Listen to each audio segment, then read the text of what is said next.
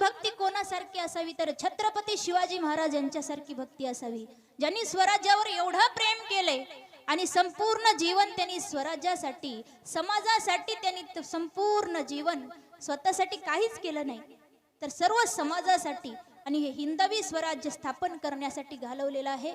आणि हे कार्य करत असताना स्वराज्याचं कार्य करत असताना त्यांनी धर्माच्या मार्गावर राहूनच कार्य केले, धर्माच्या बाजूला गेलेच नाहीत।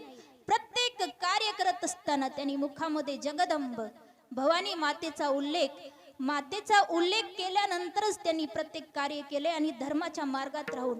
म्हणून जगामध्ये अनेक राजे झाले पण असा राजा पुन्हा होणे नाही। एकच राजा इथे जन्मला, एकच राजा इथे जन्मला शिवनेरी किल्ल्यावर, एकच राजा इथे जन्मला शिवनेरी किल्ल्यावर, किल्ल्यावर माझ्या राजाचं नाव गाजतंय किल्ल्याच्या नगरावर, माझ्या राजाचं नाव गाजतंय किल्ल्याच्या नगरावर, माझ्या राजाचं नाव गाजतंय किल्ल्याच्या नगरावर।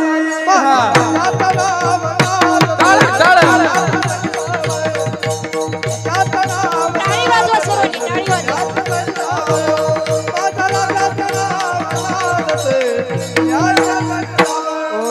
सुंदर स्वराज निर्माण केले तलवारीच्या पातेवर, तलवारीच्या धारेवर, तलवारीच्या धारेवर प्राण पळाले रडले मावळे आपल्या दिल्या छातीवर, आपल्या दिल्या छातीवर, आपल्या दिल्या छातीवर प्राण पळाले रडले मावळे,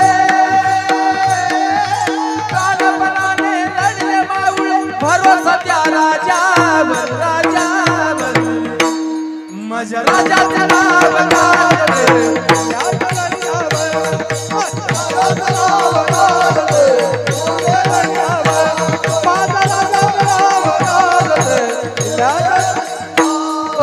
तिने वचन साईबा वचन पूर्ण करी, तिने वचन साईबा वचन पूर्ण करी। बाई माझा ग शिवबा माझा ग बसला घोड्यावरी, बाई माझा ग बसला घोड्यावरी, बाई राजा ग बसला घोड्यावरी, बाई राजा ग बसला घोड्यावरी, बाई राजा ग बसला घोड्यावरी, टप टप टप टप टप टप टप टप टप टप टप टप घोडा चालतो माझ्या शिवबायाचा, प्राणपणाने दिली आहुती तो हो राजा माझा।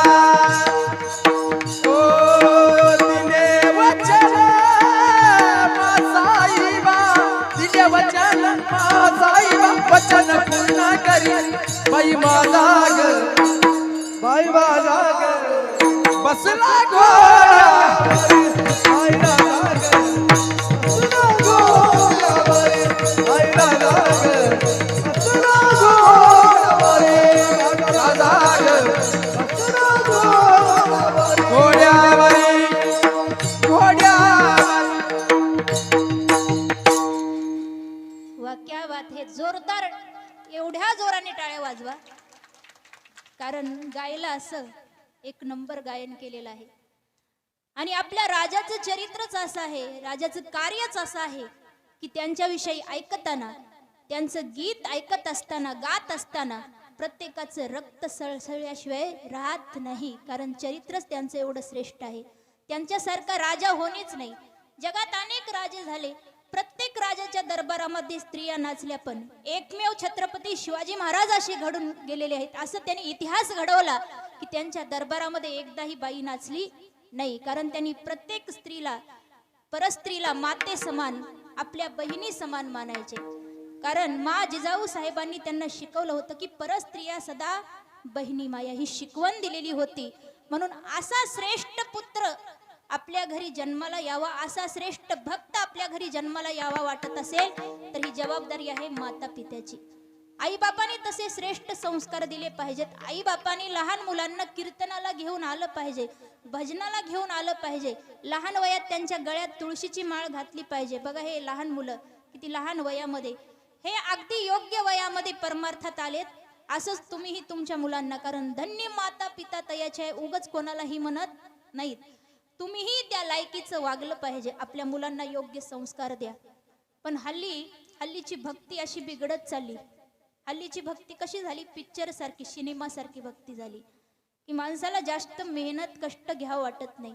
जसं सिनेमा बघत असताना त्यामध्ये एखादा नायक असतो, नायिका असते, त्यांच्यावर एखादं फार मोठं संकट येतं आणि संकट आल्यानंतर ते देवाच्या पुढे जातात आणि नाचू नाचू देवाच्या पुढे एखादं गाणं म्हणतात की लगेच देव प्रसन्न होतो.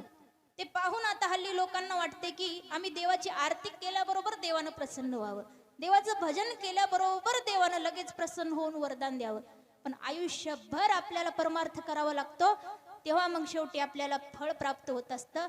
पण आता माणसाच्या मनात धीर नाही, लगेच फळ भेटावं वाटतं आणि भक्ती करायला या वाटत नाही. काही माणसं म्हणतात भक्ती म्हातारपणात करायची. जेव्हा ऐकायला येत नाही तेव्हा भक्ती करायला येत असतात, पण तेव्हा काही फायदा नसतो. म्हणून जेव्हा लहान वय असतं, लहान वयात यावं. पण अशी शोकांतिका आहे की हल्लीचे लहान मुलं देखील त्यांचं ध्येय बदललंय. आताचे लहान पोरं म्हणत नाहीत की आम्हाला छत्रपती शिवाजी महाराजांचे मावळे बनायचे, असं म्हणत नाहीत, किंवा मला देवाचा भक्त बनायचे म्हणत नाहीत. आताच्या मुली म्हणत नाहीत की मला संत मीराबाई बनायचे. आताच्या पोरांना विचारा तुम्ही काय बनायचे, त्यांचं उत्तर असतं मला सलमान खान बनायचे. काय म्हणतात? सलमान खान. मुलींना विचारा काय बनायचे, मुली म्हणतात आम्हाला माधुरी दीक्षित सारखं बनायचं. म्हणजे ध्येय असं गलत निवडलेलं आहे आणि त्याला कारणीभूत आहेत मायबाप. कारण मायबाप घरामध्ये असं साधन सुद्धा ठेवलेलं नाही की मुलं संस्कारी होतील. मुलांना संस्कार लागेल असं साधनच त्यांच्या हातात दिलेलं नाही. मुळात आईबापच बिघडत चाललेत, म्हणून मुलं देखील बिघडत चाललेत. म्हणून भक्तीच्या मार्गात तरुण येत नाहीत. तरुण भक्तीपासून लांब काय आहेत? कारण आईबापाने तसे संस्कार घडवलेले नाहीत. मला सांगा, एक तुम्हाला प्रश्न विचारते छोटासा. या ठिकाणी बसलेले की कोणाच्या घरी टीव्ही आहे? असणाऱ्याने हात वर करा. टीव्ही असणारे सर्वांच्या घरी आहे ना? टीव्ही नाही असं घरच मिळणार नाही. बरं, कोणाकडे मोबाईल आहे त्यांनी हात वर करा. आहे ना सगळ्याकडे मोबाईल? मोबाईल घरोघर आहे, टीव्ही घरोघर आहे. तसं आता तिसरा प्रश्न की कोणाच्या घरी गीता आहे, ज्ञानेश्वरी आहे, त्यांनी हात वर करा. फार थोडेशीच माणसं आहेत की ज्यांच्या घरी ज्ञानेश्वरी आहे. गावातील प्रत्येक घरी आपण एक शोध घ्यायचा. प्रत्येक घरामध्ये टीव्ही आहे, मोबाईल आहे, पण ज्ञानेश्वरी प्रत्येकाच्या घरात नाही. संस्कार कुठून मिळतात? ज्ञानेश्वरी मधून. बरं, ज्ञानेश्वरीची किंमत सुद्धा जास्त नाही, टीव्हीची मोबाईलची किंमत जास्त आहे. ज्ञानेश्वरी मिळते किती? 150-200 रुपयाला. पण आपण एवढे छोटीशी रक्कम खर्च करून घरामध्ये ज्ञानेश्वरी आणत नाही. मग पोरावर कसे संस्कार घडणार? अहो, जिजामाता शिवरायांना मांडीवर घेऊन वीर धनुर्धारी अर्जुनाच्या कथा सांगायच्या. तर आता त्याप्रमाणे केलं पाहिजे, त्याप्रमाणे वागलं पाहिजे. पण आताचे मायबाप मुलांना चांगले संस्कार घडवत नाहीत, म्हणून मुलं भक्ती करत नाहीत. आणि जोपर्यंत तुमचे मुलं भक्तीच्या मार्गात येणार नाहीत तोपर्यंत त्यांचं जीवन सफल होणार नाही. म्हणून इथं बसलेले माता पिता, तुम्हाला कळकळीची विनंती की रोज कीर्तनाला येत असताना आपल्या मुलांना घेऊन या. कारण भक्ती केलीच पाहिजे. भक्ती केल्याशिवाय आपलं जीवन परिपूर्ण होत नाही. बरं, भक्ती जास्त करण्याचीही गरज नाही. असं नाही की दिवस रात्र तुम्ही मंदिरातच येऊन बसा, दिवस रात्र भजन करा, देवपूजा करा, असं नाही. माणसाचं आयुष्य कमी आहे. जेवढं तुम्हाला जमेल तेवढं, जेवढा वेळ मिळेल तेवढंच भक्ती थोडीच करा.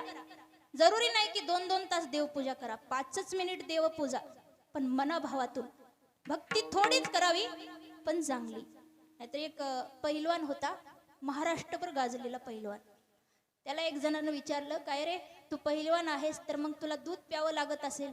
तो म्हणाला, हो, दूध तर रोज लागतं म्हणजे लागतं. तेव्हा त्याला विचारलं, रोज साधारण किती दूध पितोस? त्यानं सांगितलं, रोज मी 5 लिटर दूध पितो. त्याला विचारलं, त्या दुधामध्ये पाणी किती असतं? त्याने सांगितलं 4.5 लिटर. आता मला सांगा, 4.5 लिटर पाणी टाकून 5 लिटर दुधाची भरती करण्यापेक्षा 1 लिटर दूध प्यावं, पण शुद्ध निरस दूध प्यावं, चांगलं प्यावं, बिन पाण्याचं. तसं भक्ती थोडीच करा, आयुष्यभर नका करू, पण चांगली करा. थोडे परी निरे अविटतेची घ्यावे शिरे. विठ्ठल